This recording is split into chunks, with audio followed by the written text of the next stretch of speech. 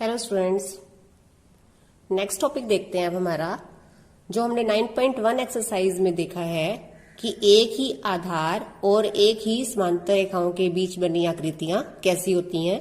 तो यहाँ पर जो आकृति हमें दिखाई दे रही है इसमें दो आकृतियां हैं। दोनों आकृतियां एक ही आधार डीसी पर बनी है और एक ही समांतर रेखाओं के बीच स्थित है। एक ही समांतर रेखाएं कौन सी है यहाँ पर? डीसी और एबी। तो एक ही समांतर रेखाओं के बीच यहाँ पर दो समांतर चतुर्भुज है हमारे पास, और अब हम यहाँ पर इन दोनों समांतर चतुर्भुज में कुछ संबंध निकाल रहे हैं। तो यहाँ हम एक प्रमेय करेंगे। ये प्रमेय है कि एक ही आधार और एक ही समांतर रेखाओं के बीच स्थित समांतर चतुर्भुज क्षेत्रफल में बराबर होते हैं। तो जो हमारे पास यहाँ पर दो समांतर चतुर्भुज है ABCD और दूसरा चतुर्भुज EFCD, हमने सिद्ध करना है कि इन दोनों समांतर चतुर्भुज का क्षेत्रफल बराबर है। तो इस प्रमेय को करने से पहले हम पढ़ चुके हैं एक दो पॉइंट्स की यहाँ पर हम दोहराई करते हैं। समांतर चतुर्भुज क्या होती है सबसे पहले हमें ये पता होना चाहिए, क्योंकि यहाँ पर हम समांतर चतुर्भुज की बात कर रहे हैं। तो समांतर चतुर्भुज क्या होती है? समांतर चतुर्भुज की सम्मुख भुजाएं समांतर और बराबर होती हैं। सम्मुख मतलब सामने वाली, ये वाली भुजा इसके समांतर भी है और बराबर भी है। इसी तरह से इसके सामने वाली भुजा ये है, ये दोनों भुजाएं भी बराबर और समांतर है। उसके बाद अब हम कोणों की बात करते हैं। आप पहले भी पढ़ चुके हो संगत कोण क्या होते हैं। यहां समझेंगे एक बार कि संगत कोण क्या होते हैं। जब दो रेखाएं समांतर हों, यहाँ पर मैंने दो रेखाएं ली हैं L और M, ये दोनों समांतर हैं। समांतर मतलब बराबर चलती हैं, जो सीधी चलती हैं ये दोनों, और एक कोई रेखा इसको काट रही है। जो काटने वाली रेखा है इसे तिर्यक रेखा कहते हैं। तो जब दो रेखाएं समांतर हैं और कोई तीसरी रेखा तिर्यक रेखा उनको काट रही हो, तो तिर्यक रेखा के एक ही तरफ एक ही साइड पर एक हमने कोण बाहर का लेना है जो दोनों रेखाओं से बाहर है, और एक कोण दोनों रेखाओं के बीच में है। तो तिर्यक रेखा के एक ही साइड एक बाहर का कोण है और एक दोनों रेखाओं के अंदर का कोण है। तो एक बाह्य एक अंतः कोण, ये दोनों कोण बराबर होते हैं। इनका नाम है संगत कोण। ऐसे ही इस साइड भी हो सकते हैं, ये जरूरी नहीं है इसी तरफ लेने हैं, लेकिन होंगे दोनों एक ही तरफ, या तो दोनों इधर बाएं तरफ या दोनों दाईं तरफ इस रेखा के, तिर्यक रेखा के। यहां देखते हैं एक हमने बाहर लेना है, एक हमने अंदर लेना है। तो मान लो अगर मैंने यहाँ पे कोण लिया, ये अंदर है, दोनों रेखाओं के अंदर है, तो दूसरा कोण यहाँ पर बाहर है। तो ये दोनों कोण भी क्या होंगे? बराबर। इन्हें कहते हैं संगत कोण। तो हमने पहचान करनी है यहाँ पर संगत कोणों की। जब दो रेखाएं समांतर होती हैं और तीसरी कोई रेखा उनको काट रही हो, तो दोनों रेखाओं के एक कोण बाहर और एक अंदर ये बराबर होते हैं। इन्हें कहते हैं संगत कोण। तो अपनी प्रमेय करते हैं हम। तो जब हम प्रमेय सिद्ध करते हैं तब हम सबसे पहले लिखते हैं दिया क्या है। हमें दिया है ABCD और EFCD दो समांतर चतुर्भुज हैं, और हमें यहाँ सिद्ध करना है कि दोनों चतुर्भुज का क्षेत्रफल बराबर है। इसे कैसे लिखते हैं? AR dot. AR dot means area, bracket में आकृति का नाम ABCD बराबर एरिया EFCD। ये हमने सिद्ध करना है। तो देखते हैं कैसे सिद्ध करेंगे इसे। सबसे पहले हम यहां लिखेंगे हल।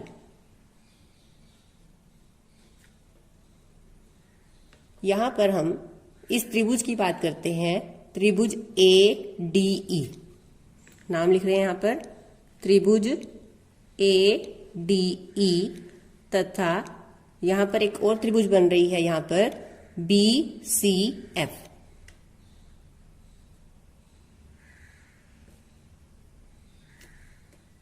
अब दोनों त्रिभुजों को देख रहे हैं हमने यहाँ पर ADE और BCF। अभी हमने किया था कि समांतर चतुर्भुज की सम्मुख भुजाएं समांतर होती हैं। समांतर होती हैं तो यहाँ पर जो ये भुजा है AD, ये इसी चतुर्भुज की सामने वाली भुजा BC के क्या है? समांतर। तो AD और BC क्या है? समांतर है। ये दोनों लाइनों को ध्यान से देखना है, और ये तीसरी लाइन को काट रही है। यहाँ पे देखेंगे अब ये AD है, ये BC है। इस तरह से ये दो लाइनें हैं, और यहां पर ये लाइन इसको काट रही है, AD और BC, दो समांतर रेखाएं जो काटती है लाइन उसे क्या कहते हैं? तिर्यक रेखा। तो एक कोण अगर मैं इन दोनों लाइनों से बाहर और एक कोण अंदर लूंगी तो ये बराबर होंगे। अभी हमने किया था कि ये संगत कोण होते हैं। तो देखेंगे कौन से कोण बराबर हैं। इस लाइन से बाहर ये कोण और ये कोण, ये दोनों बराबर हैं क्योंकि ये संगत कोण है। तो अब हमने यहीं पर ये लिखना है, हल में लिखेंगे AD समांतर का निशान BC, AD समांतर BC तथा जो तिर्यक रेखा का नाम लिखना है AB, तिर्यक रेखा है। दो रेखाएं समांतर है और तीसरी लाइन उसको काट रही है, इसलिए ये दोनों कोण बराबर है। कोण का नाम देखेंगे कैसे लिखेंगे। कोण का नाम है DAE। जिस बिंदु पे कोण बनता है उसको बीच में रखना होता है। कोण DAE बराबर कोण, इसका नाम लिखेंगे CBF, ब्रैकेट में लिखेंगे संगत कोण। ये जरूर लिखना ब्रैकेट में कि क्यों बराबर है ये, क्योंकि ये संगत कोण है। इतना एक बार फिर से समझ लेते हैं। हमने यहाँ दोनों त्रिभुज ली हैं। दोनों त्रिभुज में AD समांतर BC के है क्योंकि ये एक ही समांतर चतुर्भुज की सम्मुख भुजाएं हैं और ये भुजा इसको काट रही है। तो एक कोण अंदर और एक बाहर लिया तो ये क्या है? संगत कोण, ये बराबर होंगे। अब लेते हैं हम दोनों त्रिभुजों में फिर से। ये जो भुजा है ED और FC, ये दूसरी चतुर्भुज की है, ये भी समांतर चतुर्भुज है। तो ये भुजाएं भी क्या है? समांतर है। कौन सी? ED और FC, ED FC। और ये हो गई तिर्यक रेखा EF। अब कौन से कोण बराबर होंगे देखेंगे। एक कोण लिया हमने F की तरफ अंदर का, अब एक अंदर लिया तो दूसरा पॉइंट पे कहां लेंगे? बाहर। दोनों रेखाओं के एक कोण अंदर एक बाहर और तिर्यक रेखा के एक की तरफ, ये दोनों क्या होंगे? बराबर। इन्हें क्या कहते हैं? संगत कोण। तो अब यहां पर दिखाएंगे कौन सा? F के अंदर वाली साइड और E के बाहर वाली साइड। तो ये कोण और ये कोण बराबर है। क्यों बराबर है? क्योंकि ये संगत कोण है। लिखते हैं अब कौन सी भुजा? ED और FC समांतर है।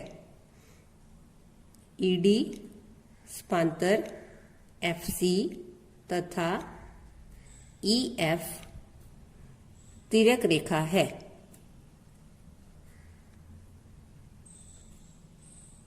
इसलिए कोण बराबर है। अब कोण का नाम लिखेंगे, कोण का नाम समझेंगे फिर से। DEA, क्योंकि जिस बिंदु पर कोण बना है उसका नाम बीच में आना चाहिए। DEA बराबर CFB,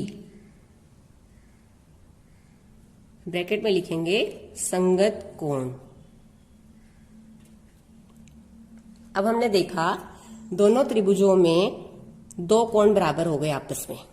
अगर किसी त्रिभुज के दो कोण बराबर हैं तो तीसरा कोण तो अपने आप ही बराबर हो जाएगा, क्योंकि जब दो कोण बराबर हैं तो तीसरा कोण आप निकालोगे किसी त्रिभुज का तो वो अपने आप ही बराबर आएगा, क्योंकि त्रिभुज के तीनों कोणों का योग कितना होता है? 180। तो दो कोण बराबर हो गए तो तीसरा कोण बराबर होगा, तभी तो जोड़ 180 बनेगा। तो हम यहां लिखेंगे कि ये कोण इसके बराबर है, त्रिभुज का तीसरा कोण। तो लिखते हैं कोण, इसका नाम देखेंगे अब कैसे लिखना है हमने। अब की बार हमने D को बीच में लेना है, ADE। तो यहां लिखते हैं पहले त्रिभुज का नाम, त्रिभुज ADE तथा त्रिभुज BFC में कोण, कोण का नाम देखें क्या बनेगा? ADE, D को बीच में लेना है, बराबर। ये कोण का निशान है, ये त्रिभुज का निशान है। ध्यान देना है, कोण का निशान इस तरह से डालना है आपको और ये त्रिभुज का निशान है। अब इस कोण का नाम लिखना है BCF, C को बीच में लेना है हमने, BCF। ब्रैकेट में क्या लिखेंगे? क्यों बराबर है ये? क्योंकि दो बराबर है तो त्रिभुज का तीसरा कोण भी बराबर होगा। त्रिभुज का तीसरा कोण अब आगे देखते हैं। हमने 7 चैप्टर किया है जिसमें हमने सर्वांगसम त्रिभुज की थी। अब दोनों त्रिभुजों को देखो आप। दोनों त्रिभुजों में ए कोण बी कोण के बराबर, डी कोण सी कोण के बराबर और एडी भुजा बीसी के बराबर। क्योंकि समांतर चतुर्भुज की सम्मुख भुजाएं क्या होती हैं? बराबर होती हैं। तो एडी और बीसी क्या है? बराबर। यहां मैं निशान लगा रही हूं बराबर का। एडी और बीसी ये दो भुजाएं क्या है? बराबर है। अब देखें कौन सी सर्वांग समता लगेगी। एक भुजा बराबर हो गई, दो कोण। कोण भी कौन से लेने हैं? जो इसी भुजा पर बने हुए हैं।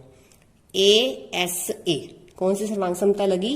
ए एस ए त्रिभुज से, ए एस ए सर्वांग समता से दोनों त्रिभुज क्या है? सर्वांग सम। अब जो हमने 3 चीजें ली हैं उन पे हम नंबर डाल रहे हैं। पहला मैंने लिया है ये कोण ए और कोण बी बराबर है। दूसरा लिया है मैंने ये कोण डी और कोण सी बराबर है। अब लिखूंगी भुजा एडी बराबर बीसी। क्यों बराबर है ये भी लिखेंगे। समांतर चतुर्भुज की सम्मुख भुजाएं। और इसको हम नंबर 3 नाम देंगे। तो अब 3 चीज बराबर है हमारे पास, एक भुजा और 2 कोण। ये हो गया नंबर 3। अब लिखेंगे 1, 2 और 3 से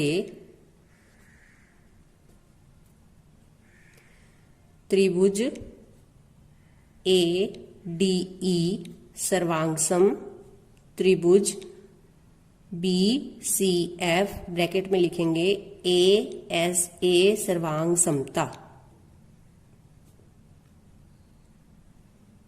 तो अब दोनों त्रिभुज क्या हो गई? सर्वांग सम। और हमने जब 9.1 में स्टार्ट किया था तो हमने ये किया था कि दो सर्वांगसम आकृतियों के क्षेत्रफल बराबर होते हैं।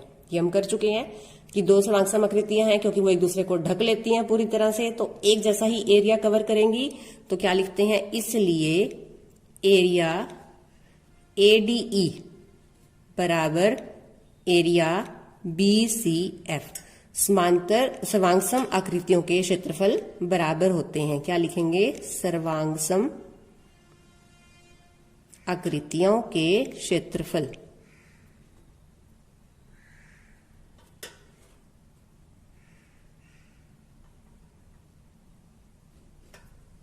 सर्वांगसम आकृतियां हैं इसलिए इनके क्षेत्रफल क्या होंगे? बराबर। अब हमने ये सिद्ध किया है कि दोनों त्रिभुजों का क्षेत्रफल बराबर है, लेकिन हमने चतुर्भुज का क्षेत्रफल बराबर करना था। तो देखते हैं। अब आकृति को एक बार ध्यान से देखेंगे।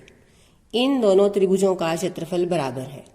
ठीक है, हम ले रहे हैं ए बी सी डी आकृति। इसके मैं 2 टुकड़े कर रही हूं। ए बी सी डी को ध्यान से देख लें। ए बी सी डी आकृति को 2 टुकड़ों में काट रहे हैं। इसका क्षेत्रफल इस त्रिभुज के और इस चतुर्भुज के क्षेत्रफल के बराबर होगा, दोनों को जोड़ के। A D E plus E B C D ये लिख रहे हैं। अब हम यहां हमने लिखा है। अब यहां देखेंगे आकृति में सामने ये जो ए बी सी डी आकृति है, ए बी सी डी आकृति में इसको 2 टुकड़ों में तोड़ लिया हमने, ए ई डी और ई बी सी डी। इन दोनों को अलग अलग जोड़ दें तो ए बी सी डी का क्षेत्रफल बनता है। तो लिखा area A B C D बराबर area A D E plus area E B C D. अब इस त्रिभुज का क्षेत्रफल इस त्रिभुज के क्षेत्रफल के बराबर है। किसके? बी एफ सी के। तो अब यहां पर ए डी ई को हटाकर, क्योंकि ये दोनों बराबर है, तो ए डी ई की जगह हम क्या रखते हैं? B C F. तो यहां लिखेंगे area B C F plus इसको यही रहने देंगे ई बी सी डी। अब आप आकृति में देखो, ई बी सी डी तो ये है, ध्यान से देखेंगे। ई बी सी डी को ध्यान से देख लो आप। ये हमारे पास ई बी सी डी है। अब इसके अंदर मैं क्या जोड़ रही हूं? ई बी सी डी के अंदर ये और जोड़ देती हूं बी एफ सी। तो आपके पास क्या आ रहा है? ई बी सी डी के अंदर अगर मैंने बी एफ सी जोड़ दिया तो क्या बन गया मेरे पास? ई एफ सी डी। क्या बन गई है? E F C D. तो दोनों को जोड़ के क्या आ रहा है हमारे पास? Area E F C D. और यही हमने सिद्ध करना था कि दोनों समांतर चतुर्भुज का क्षेत्रफल बराबर है ABCD, एरिया ABCD बराबर एरिया EFCD। तो यही हमने सिद्ध करना था, ABCD बराबर एरिया EFCD।